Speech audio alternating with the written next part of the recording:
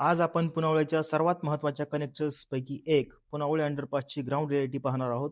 मला वाटतं नवले ब्रिज नंतर सगळ्यात जास्त चर्चा पुनावळ्याच्याच अंडरपासची होत असणार. हा अंडरपास पुनावळ्याला थेट हिंजवडी फेज 1 आणि फेज 2 शी जोडतो. रोजच्या ट्रॅफिकच्या दृष्टीने हा भाग किती महत्त्वाचा आहे हे तर तुम्हाला माहितीच आहे. अंडरपासची विड्थ कमी असल्यामुळे हा बॉटलनेक बनला आहे. पीक अवर्समध्ये इथून गाडी काढायला किमान 20 ते 25 मिनिटं लागतात, हे पण तुम्हाला माहिती आहे. हे फुटेज दुपारचं असल्यामुळे तुम्हाला गर्दी आणि ट्रॅफिक कमी दिसतीये. तर आता बघू इथे होत असलेल्या रोड वायडनिंगची ॲक्च्युअल परिस्थिती. रोड वायडनिंगचं काम तर जोमात आहे. ऑलमोस्ट अंडरपासच्या जवळचं लँड ॲक्विजिशन कंप्लीट झालंय आणि आपण बघू शकता रोड विड्थ पण वाढलेली आहे.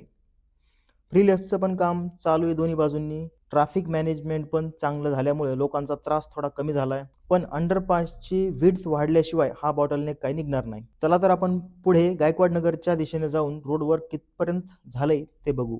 डीपी प्लॅनमध्ये हाच रोड 45 मीटर दाखवतोय आणि ॲक्च्युअलमध्ये पण 45 मीटरचाच होतोय. काम तर चालू आहे पण खूपच स्लो. मागच्या वर्षापासून एकच लेनचं काम कंप्लीट झालेलं नाही. या वर्षात हे कंप्लीट होईल ही अपेक्षा. आता आपण गायकवाड नगर ते लाईफ रिपब्लिक एंट्री गेटच्या दिशेने चाललोय.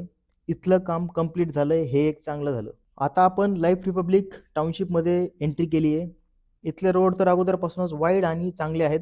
लाईफ रिपब्लिकमध्ये आल्यावर कसं मस्त वाटतं. मोठे मोठे रोड, ग्रीनरी, धूळ नाही, स्वच्छ फुटपाथ, रस्त्याच्या दोन्ही बाजूंना झाडे, प्रत्येक चौकाचं ब्युटिफिकेशन केलंय. एका बिल्डरला हे जमू शकतं तर सरकारला का नाही? असो, सरकारवर काय बोलायचं नाही हे मी ठरवलंय. आता आपण लाईफ रिपब्लिकमधून बाहेर पडून मारुंजी हिंजेवाडी रोडकडे चाललो.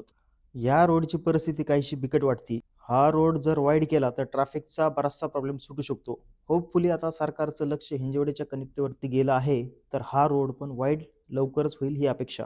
सेम कंडिशन आहे हिंजेवाडी कासारसाई रोडची, काय बोलायलाच नको. आता आपण चाललो हिंजेवाडीच्या दिशेने, जिथून रोज 1.5 लाखांपेक्षा जास्त लोक IT प्रोफेशनल्स प्रवास करतात. अब्जावधींची उलाढाल होते, हजारो कोटींचा टॅक्स गोळा होतो. तिथली ही परिस्थिती पाहवत नाही.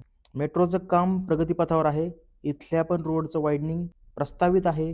Hopefully metro next year operational झाल्यावर रोड वाईडनिंगचं काम वेग पकडेल. मुख्यमंत्री साहेबांनी देखील हिंजेवाडीची टॉप प्रायोरिटी डिक्लेअर केली आहे. लवकरात लवकर लँड ॲक्विजिशन करून रोड वाईडनिंग, ब्रिजेस, अल्टरनेटिव्ह रोड्स या सगळ्या गोष्टींचा विचार सुरू आहे. स्पीडने जर काम केलं तर येत्या 2 वर्षात कनेक्टिव्हिटी बेटर होऊ शकते. आपल्या आजच्या प्रवासाचा शेवटचा टप्पा जवळ आलेला आहे. आता आपण चाललो हिंजेवाडी फेज 3 मेट्रो डेपोकडे.